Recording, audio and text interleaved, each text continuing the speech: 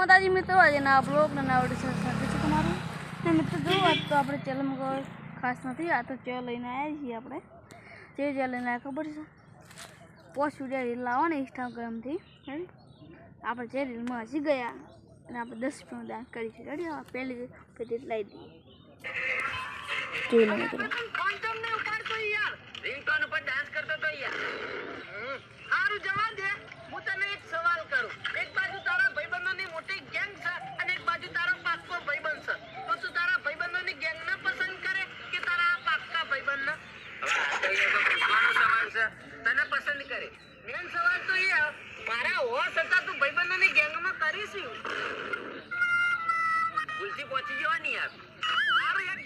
બીજો સવાલ, અડધી રાતે કોઈ ભાઈબંધ તારા ઘરનો દરવાજો ખખડાવો તો તું ખોલે કે નહીં ખોલી? તારી યાર ફેર મને હલવાવશે. ના ખોલું યાર, એ ભાઈબંધ હું ખોલ દો.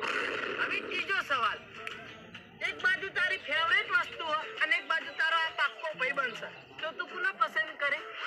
તને યાર, તને ભાઈબંધ મતલબ હું તારો ફેવરેટ નહીં ને? મને ખબર જ હતી કારિયા તું ભાઈબંધના લાયક જ નથી. મસ્ત તૈયાર કરી આ બીજી લઈ ગઈ આપણે રીલ જાય એ મોબાઈલની લોન ના હપ્તા ભરાઈ રહી ને એટલે પછી લગન માટે મોટી લોન લઈ લેવી, પછી દેખા જાયગા.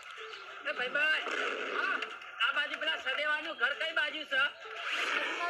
અલ્યા તારી નક્કી મને આરે હપ્તા વાળા લાગી હી. મારું ઘર બતાવું નહીં ને કે હપ્તો હાલવો પડશે. અલ્યા સદેવાની તો હું વાત કરું, એ પપ્પા ને 2 જણા ડોમિસ છે. કાલે 1 જણા પટાઈ પોલીસ આ નિવન જેલમાં લઈ ગઈ હા. ઉવા હારું કરી ભાઈબંધ તે અમને આરી વાત કરી. અમે તો ઈવાના ઘેર હગાની વાત લઈને આયા હતા. મિત્રો. આપણને હવે આવ્યું ના આ ચેનલ રેડી. હવે બીજી રીલ લાવી દઈએ આપણે મિત્રો. જો આપણે બીજી રીલ લાવી દીધી ત્રીજી.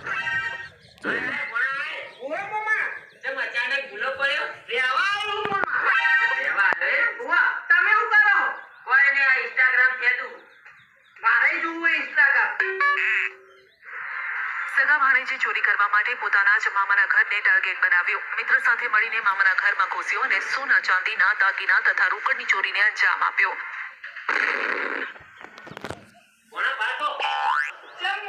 તમારે રહેવાનું થતું નહીં, જે પગે આયા એના પગે પાછા જતા.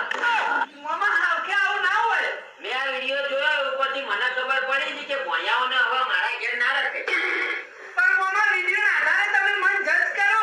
એમ તો વિડિયોના આધારે હું તમને જજ કરવા દઉં તો બાહુબલી પેલા કટપ્પા મામાએ પહેલા સરો નતો ખાલી દીધો કોઈ અમને ના આયા તમાર તો હવે વિડિયો દ્વારા જે થાય છે ને એ બધું હાસિલ હોય છે.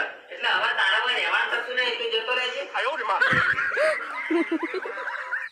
મિત્રો ફાઇનલી આપણે હસી ગયા. રેડી? હવે આપણો બ્રેન્ડ આપીશું, આપણો બીજું બનાવીશું. એમાં તમને ફાઇનલ આપણે 10 રૂપિયાનું દાન કરીશું ગમે તે કોઈ બી ખરાબ. રેડી? જય માતાજી.